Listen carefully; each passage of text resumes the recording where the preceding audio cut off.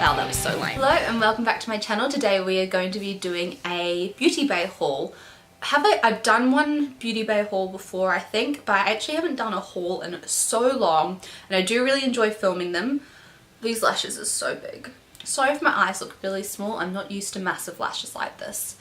Anyway, there's not really anything else to say. I spent a ton of money, and so now I'm going to show you what I spent my ton of money on.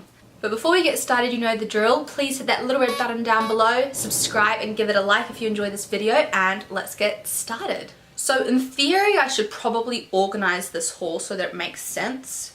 Not sure if that will happen. Let's see how we go. Also, this okay, but great, but not bad. I don't know. I don't know how I feel about this eye look. I have filmed to get ready with me and it should be up at some point. That's all the info I can give you.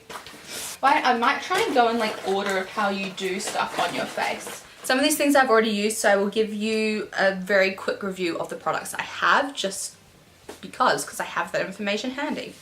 I'm going to start with skincare. So I got finally an ordinary product. This is the Ordinary 100% organic cold pressed borage seed oil. So far I just like it. Don't love it. Might start to love it. Not sure if it's reacting to my skin because my skin's not used to oils, so we'll see how we go. I've picked this up to use almost as an alternative to like a moisturizer some days. However, it would have been way better to have picked this up in winter. That's that. Everyone knows about the Ordinary. I also picked up a thing called Babe Balm, which is a multi-purpose beauty balm, and it's from the brand, I think it's BYBI. Has pretty good clean ingredients, which is one of the reasons why I picked it up. I'm talking really fast again. This is a product that I don't know what I thought it was going to be. I think in my head I thought it was going to be more of a primer. It's not. This reminds me of Luca's the Paw Balm, if you know what that is. It's a really thick yellow consistency that's literally like, it really does remind me of Paw. That's the only, or like Rawleys if you're from New Zealand. It's the only way I can explain it. It's a really heavy product and I feel like, oh, that was useless. You can't see that whatsoever. Essentially, it is a really thick balm. I have used it under foundation. It actually looked great. I think this will be phenomenal in winter time, so I think it's going to be super hydrating and rich. I wouldn't wear this during the day though because it is a little bit too thick and it doesn't feel light on the skin. But looking forward to keeping on trying that. What's next? I might go to brushes. So I'm going to start with brush cleaner. I know and love this product. I just needed a refill. This is the Cinema Secrets Makeup Brush Cleaner. This is their liquid. I almost picked up their spray, but they said even with the spray you still need to wipe it on paper towel. So this is the brush cleaner I use in between my deep washes. It's phenomenal. It takes all the product out. It's amazing. It stinks like hell, but I highly recommend. It's not affordable, but it's worth it. Cinema Secrets, grab it. My hair's really annoying me if you can't tell from the fact they keep on fixing it up. Brushes. I picked up 2 different BH Cosmetics product sets, things, I don't know. This is the Rose Quartz 9-piece brush set. Comes in this little box. The brushes are dirty, sorry. I tried them out doing this makeup look, so they're not so pretty anymore. It comes in a little bag. I'm amazed with how many brushes they managed to fit inside this tiny box. All of them came in individual sleeves, but I've thrown out some of the individual sleeves because I've used them. So you have a good range of brushes in this kit. There's this chunky, this reminds me of the Real Techniques contour. Yeah, I think it's contour brush. This is just a little bit thicker and wider, better for blending. I used this for contour today. There's this little, not little, it looks like a little setting brush. It's similar to the Real Techniques setting brush too, but it's more round. It's almost like a massive eyeshadow blending brush. So I'm looking forward to using this. There's this tapered giant highlighter brush. I used this for setting with powder and I really enjoyed it. This is quite a fluffy, it's not as dense as I usually would like it, and you can see that it's narrow and then wide. I used this for blush today. I think I'd really like this on really pigmented blushes. Wow, I just completely brain farted. There's a little tiny eyeshadow packing brush, a crease brush, which this is actually is denser. Yeah, this brush is denser than I expected, so I had to backtrack when I started using it earlier, but I think this will be really good for building up color in the crease, which is what I used it for today. There's this really thin, flat eyeshadow brush, which I think will be great for, again, building up really detailed in the crease, and I also think it'll be nice for running underneath the eye. I don't have many brushes in this shape, so I'm looking forward to using it. There's this dense packer that's like a smudging packer. I used it under my eye, which I really liked. And then there's another, it's like a large dome brush. They all feel pretty luxurious. If I feel them, there's a nice weight to them, even though they're really affordable. I do like, it's borderline tacky, the rose quartz. It's not as nice as like a marble finish, but it's still quite nice. I'd say for the price, they feel really well made, and they're all pretty soft. Like there's none of that, you know, with cheaper brushes, you can kind of get that scratchiness. And I'm not feeling scratchiness with any of these. I would say that like the Real Techniques brushes are just nicer, like a Sigma. But overall, they feel really nice. They look like great quality. So I'm really glad I picked this up, especially for the price. And I have to say, I would say that all of these shapes are standard but slightly unique. I don't have any brushes that are identical to these shapes in my collection. Another brush I picked up from BH Cosmetics is their brush V9. This is their vegan eye brush precision brush. Really? Vegan eye precision brush. I was like, that's a lot of eyes. Yeah, not much to say. I thought, I don't like this as much as I was hoping to like it. It's a really, really fine little pencil brush. Like it's tiny, as you can see there.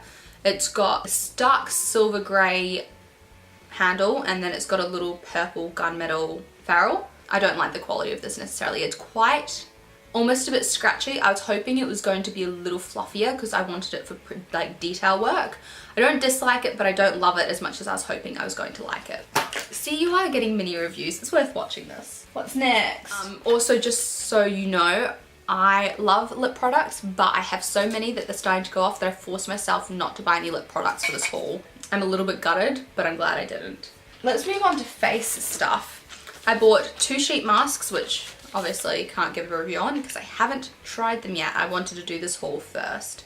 I got this Soothing Gel Gelée mask sheet. Is it a sheet mask? Anyway, this is Aloe. It's 99% aloe. It has a gel layer, and I believe this is Holika Holika. I don't use sheet masks enough, but I'm excited to try these. And then I got this also from Holika Holika Pure Essence Mask Sheet mask. Avocado. This is a nourishing mask sheet, firms up skin with avocado extract, wrinkle care. Not the best English. And then this one is a soothing mask sheet containing 99% aloe vera leaf juice from Jeju. Jeju. That calm the reddened sensitive skin with Gelée Fit Sheet. You can kind of understand what it means. I'm excited to try both of these. I'm particularly excited to try the sensitive skin one, and fingers crossed I like them. They were not cheap, but they weren't bad. They were some of the cheaper sheet masks on BYBI. Also, how satisfying does the green and blue look together? Next, I got this beautiful baby. This is the Ofra Nikki Tutorials collab and highlighter. This is the Ofra Nikki Tutorials collab highlighter in Cloud 9. This was the pinky orange duochrome, and I'm going to be honest, nothing is going to do it justice in the pan because it looks white. I'm going to see if I can get a good swatch to show you so you can kind of get an idea of its duochrome beauty. Honestly, you just need to see it in person. But I don't know if you can see there's kind of that peachy reflectivity and that shift. That really doesn't do it justice, but it's absolutely beautiful. I really want the other one, which is Space Baby, but I couldn't afford to buy both of them at the same time. Also, I love this new Ofra packaging. Like, it's pretty chunky, but I do like the white, the simplicity. It wasn't what I was expecting because I hadn't seen the new packaging. And it's a magnetic close, which I also really enjoyed. I'm excited about this. It's my first duochrome highlighter, and I think I'll get a ton of use out of it. However, if I had Space Baby, totally would have used that today. Missed opportunity. Let's go on to brows. I picked up this Jordana Quickbrow micro pencil. I love micro pencils for brows. It's my favorite way to do my brows. Today I used the Benefit Precisely My Brow. But I have used this. I like it. I don't love it. It's also in dark brunette. They had a decent shade range. I do like that it is a cool tone brow product. A lot of drugstore or more affordable have a really warm undertone, which I dislike for my brows. It's not bad. I wouldn't repurchase it purely because it's almost too soft and pigmented, which makes it really hard to actually get any precision in your brow. The great thing about the Precisely My Brow is it's not so hard that it hurts and scratches your skin, but it's not so soft that you can't get those really precise little brush strokes. So I do like this, but you just have to press really, really lightly, and I think I'm going to churn through this product so fast because it is so soft that you kind of go through so much product in one application.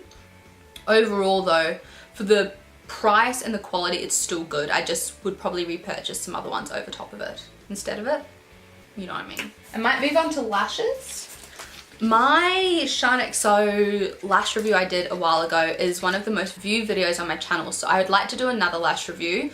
Probably won't be as mega as that one, but I was thinking that these LASplash lashes would be a good one to do a review on. I just picked up two. I'm currently wearing they're the Dauntless lashes. I'm wearing Diva right now, which is a synthetic mink lash. They are flippin' humongous. I am not used to lashes this big, which is probably why my eyes are like this. They weren't super easy to apply, but they weren't terrible. Considering how fake, like how big they are, they don't look as fake as I was expecting, but they don't look as natural as some other lashes I've tried. Those are the ones I'm wearing now, and then I've also picked up Extra is the name of those. I have to say, for how affordable they were, the packaging is amazing. It comes in like a pretty nice feeling quality, like plastic case, which I haven't ever had before on affordable lashes. It's just really nice to store lashes in. Oh, that's how you do it. You slide it out. I'm an idiot. Anyway, it's a sliding plastic case. Wait for a review, hopefully, which will come sometime soon, but that's a mini one for now. Wow, I've blasted through these products. I only have 3 things left to talk about. I also picked up, I've been dying to try both of these brands. I picked up a Nabla single eyeshadow in caramel. It actually looked more unique on the website than it does in the pan. This is from their winter collection, I think, and they had so many pretty shades that are out of stock when I went onto the website. There was a pale purple that I really wanted but wasn't in stock, and I really wanted to try this formula. It's a brown shadow which has a slight yellowy undertone to it. It will get some use. It's slightly more unique than some of the other neutral shadows I have, but I think I have something pretty similar to it. It's also a larger pan than most single eyeshadows. It's not like Juvia's Place size, but it's bigger than, say, Makeup Geek. I also picked up the Coloured Rain Vivid Pigment in Level Up. They brought out all of these pigments, and they brought them out in a collection, but the collection wasn't on BYBI, which is what I would have bought. And now they're bringing out all the vivid pigments as a palette, which I totally want to buy, but now I already own one, so I'm kind of annoyed I already own it, but it's too late. And saying that, I haven't used it. I could put it in a giveaway, but then I can't guarantee I'm going to buy the palette, so it is what it is. That was a lot of rambling for nothing. This is a really pretty, I'd say it's mid-green. It's not pale green, but it's also not like forest dark green. And I can't wait to use it. I love colors. And I actually really like the way this is packaged. It's such a pretty little, is it cartridge, I think is the name for it? But essentially the packaging. This one actually has a little plastic case inside, which you can see like that, which I actually feel is a really high quality way to send out a pigment. Because a lot of, like, even Makeup Geek is more like this, which is still feels like good quality, but it doesn't feel as protected as this does. And this is actually quite a thick packaging compared to most single shadows. Doesn't really matter, but just something to know. I have one last thing, and I'm wearing this on my eyes today. I'm hoping to do an entire full review video dedicated to this palette. This is the OPV Beauty London Rainbow Splash palette, and rainbow it is indeed. I used a lot of the blues today for this look. I have tried some of the other shades too, but this is the palette. Look at that. Absolutely beautiful. One of the things I actually really like with this palette is, yes, it's bright and colorful, but I actually feel like it's got a really good mix of more muted colors and some brighter colors. Like, I wouldn't say this is as bright as my Sugar Pill shadows. The formula is interesting. I will do a full review on it. So far, I'm really glad I picked up the palette, but I'm not sure that it can compete with my Sugar Pill shadows. But overall, it's like, how cool is that? The packaging is so retro too. Believe it or not, that is everything, which I cannot believe I got through all of that so fast, and it was like $200 of my money. Sorry, Mum.